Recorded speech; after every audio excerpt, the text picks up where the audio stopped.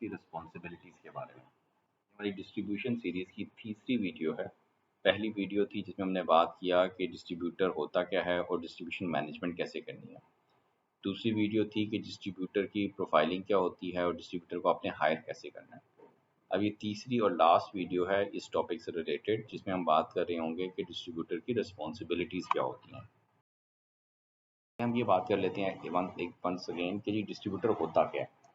इसके बारे में जो डेफिनेशन है वो ये है कि an entity responsible for place factor in 4 Ps of marketing. यानी मार्केटिंग में जो प्रोडक्ट प्राइस प्लेस प्रमोशन के अंदर जो प्लेस फैक्टर है, उसमें जो उसको उसका जो रोल है वो ये डिस्ट्रीब्यूटर अदा करता है। और इनका काम क्या होता है कि कंपनी या प्रिंसिपल से स्टॉक्स लिया और उसको मार्केट में अवेलेबल और विजिबल किया एज पर कंपनी डायरेक्शन। अब ये जो दुकान है या एरिया है, ये डिफरेंट तरह की हो सकती है। इसमें होलसेल भी हो सकते हैं, रिटेल भी हो सकते हैं, फूड सर्विस भी हो सकते हैं, हर तरह का चैनल हो सकता है। फिर हमने देखा कि डिस्ट्रीब्यूटर की प्रोफाइलिंग कैसे होती है। यानी कि डिस्ट्रीब्यूटर का प्रोफाइल क्या होगा कि उसकी एजुकेशन एज पर कंपनी रिक्वायरमेंट। समटाइम्स कंपनी कहती है कि डिस्ट्रीब्यूटर का एमबीए होना ज़रूरी है, तो उसके लिए एमबीए होना ज़रूरी है डिस्ट्रीब्यूटर का। फिर हम कहते हैं कि डिस्ट्रीब्यूटर का कोई मार्केटिंग में या कोई और बिजनेस रेलिवेंट एक्सपीरियंस या एजुकेशन होनी चाहिए। फिर है कि कम्युनिकेशन स्किल्स, उसको पता हो कि मैंने अपनी बात को कैसे एक्सप्लेन करना है, कम्युनिकेट कैसे करना है। डिटेल ओरिएंटेड हो, प्रोफेशनल एटीट्यूड हो, टीम बिल्डिंग हो, उसको पता है कि मैंने लड़के कैसे हायर करने हैं, मैंने इंफ्रास्ट्रक्चर को कैसे मैनेज करना है, टीम को कैसे बिल्ड करना है। फ्यूचरिस्टिक अप्रोच हो, फ्यूचर के बारे में वो देखता हो, स्ट्रेटजीज के बारे में देखता हो। मल्टीटास्किंग करता हो, यानी कि उसको एक वक्त में एक से ज़्यादा काम कर सकता हो। निगोशिएशन स्किल्स उसकी अच्छी हों कि चीज़ों को कैसे कम्युनिकेट करना है। रैपिड बिल्डिंग के मार्केट में उसकी रेपुटेशन कैसी है, मार्केट में वो रिलेशनशिप कैसे डेवलप करता है। टाइम मैनेजमेंट उसकी अच्छी होनी चाहिए। अडेप्टेबिलिटी, यानी कि चीज़ अपने आप को फ्लेक्सिबल हो और चीज़ों को मैनेज कर सके और कंपनी की रिक्वायरमेंट के मुताबिक चेंज कर सके। रिकॉर्ड कीपिंग के वो कंपनी के मुताबिक कंपनी को जो इन्फॉर्मेशन है मार्केट के बारे में वो दे। डिस्ट्रीब्यूटर की रिस्पॉन्सिबिलिटीज़ के हवाले से हम बात कर लेते हैं डूज और डोंट। यानी कैसे ऐसे कौन से काम हैं जो उसको करने चाहिए और ऐसे कौन से काम हैं जो उसको नहीं करने चाहिए। तो जो करने वाले काम हैं वो है जी सेलिंग। उसमें ऑनरशिप एक चेंज है कि जी वो प्रोडक्ट को जब वो इन्वॉइस बना देता है, तो जो प्रोडक्ट की ऑनरशिप है वो डिस्ट्रीब्यूटर से दुकानदार के पास चली जाती है।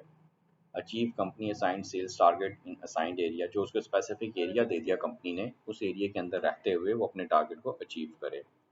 मार्केट एक्सपेंशन के वो मार्केट को इंक्रीज़ करे, वहाँ पे विद इन एरिया रहते हुए नई आउटलेट्स को इंक्रीज़ करे या उन्हीं आउटलेट्स पे रहते हुए प्रोडक्ट्स की डेप्थ को बढ़ाए, उससे भी सेल्स बेहतर होती हैं। मार्केट डिलीवरीज करना डिस्ट्रीब्यूटर का काम होता है। Listening seeing and reporting comparators activities in the market, एक बड़ा इंपॉर्टेंट फैक्टर है डिस्ट्रीब्यूटर का कि मार्केट में जो भी कंपटीशन कर रहा होता है उसका फ़र्ज़ है कि वो उसके बारे में इंफॉर्मेशन कंपनी को प्रोवाइड करे।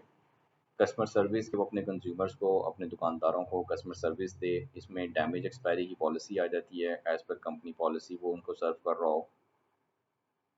इन्वेंट्री में जो है दुकानदारों की, उसके पास ये भी पता हो कि किस दुकानदार के पास कितना स्टॉक है, ताकि अगर कंपनी ने किसी प्रोडक्ट को रीलॉन्च करना है या नई प्रोडक्ट लेके आनी है या कोई और चीज़ करनी है तो उनको रेलिवेंट इन्फॉर्मेशन मिल जाए।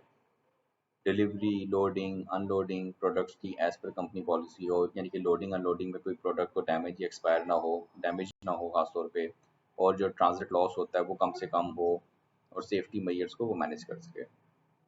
मार्केट की जो रिकवरीज हैं, ये डिस्ट्रीब्यूटर की मेन रिस्पॉन्सिबिलिटी होती है कि वो कंपनी की प्रोडक्ट को जब बेचता है तो या तो वो स्पॉट सेलिंग कर रहा होता है या ऑर्डर बुकिंग कर रहा होता है। स्पॉट सेलिंग में आमतौर पर फ़ौरन पैसे ले लेते हैं। ऑर्डर बुकिंग जब होती है तो उसमें या तो सेम फ़ौरन पैसे मिल जाते हैं या पोस्ट डेटेड चेक्स होते हैं या उधार होता है। तो उस उधार को मैनेज करना भी एक पूरी साइंस है। तो ये जो मार्केट की रिकवरीज हैं इसको भी डिस्ट्रीब्यूटर ने मैनेज करना होता है।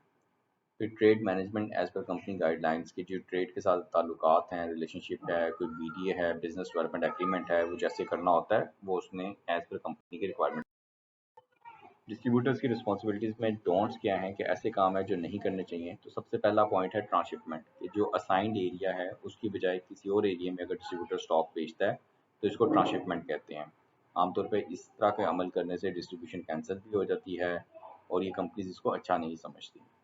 और काउंटरफीट या इन्फ्रिंजमेंट, यानी कि फेक प्रोडक्ट्स को ना बेचे। अगर कोई ओरिजिनल प्रोडक्ट है उसके अंदर ही वो मिक्स करके कोई और प्रोडक्ट को बेच रहा है तो इसको ये कहते हैं। पॉकेट सेलिंग का मतलब ये है कि वो वेटेड डिस्ट्रीब्यूशन कर रहा है या स्पेसिफिक आउटलेट्स पे ही जाके सिर्फ बेच रहा है और वो पूरी मार्केट को सर्व नहीं कर रहा। क्रेडिट एक्सटेंशन नहीं कर रहा, यानी कि दुकानदार या कंपनी के मार्केट का जो रेपुटेशन है, मार्केट के टर्म्स हैं जिसके मुताबिक उनको क्रेडिट चाहिए होता है, तो अगर डिस्ट्रीब्यूटर वहाँ पे क्रेडिट नहीं दे रहा तो उससे बिजनेस नहीं बढ़ेगा। ट्रेड ऑफर्स जो सी हैं कंपनी की, फॉर एग्जांपल 12+1 एक ऑफर है या कुछ और 7% 5% ट्रेड ऑफर है और उसमें वो प्ले करे और उसमें इनवॉइस में कुछ और लिखे और एक्चुअल में कुछ और हो, तो ये डिस्ट्रीब्यूटर्स को ये काम नहीं करना चाहिए। कंज्यूमर ऑफटेक्स होती हैं समटाइम्स कि एक बड़े पैक के साथ एक छोटा पैक फ्री है और वो अगर उसको अलहदा करके बेचना शुरू कर दे, तो ये भी एक ऐसी चीज़ है जिसको डोंट होना चाहिए, यानी कि करना नहीं चाहिए। कंपनी प्रोवाइडेड पीओएसएम मटेरियल होता है, पॉइंट ऑफ सेल मटेरियल, और दूसरे जो रिसोर्सेज होते हैं, कोई शेल्फ्स हो जाते हैं, कोई और गंडोलास हो जाते हैं, अगर उसकी वो मिसमैनेजमेंट करता है, उसको पर्सनल इस्तेमाल के लिए यूटिलाइज कर लेता है या उसको ट्रेड पे वैसे नहीं देता जैसे कंपनी की रिक्वायरमेंट है, तो ये भी गलत है। तो ये सारे वो पॉइंट्स हैं जो कि उसको नहीं करने चाहिए। तो डूज और डोंट, ये अगर आप अंडरस्टैंड कर लेंगे तो ये काफ़ी फ़ायदेमंद होगा आपको। तो ये हमारी छोटी सी वीडियो थी जिसमें हमने बात की कि डिस्ट्रीब्यूटर्स की रिस्पॉन्सिबिलिटीज़ क्या होती हैं। अगर आपको इस बारे में कोई फीडबैक है तो ज़रूर दीजिएगा। Thank you so much for your time.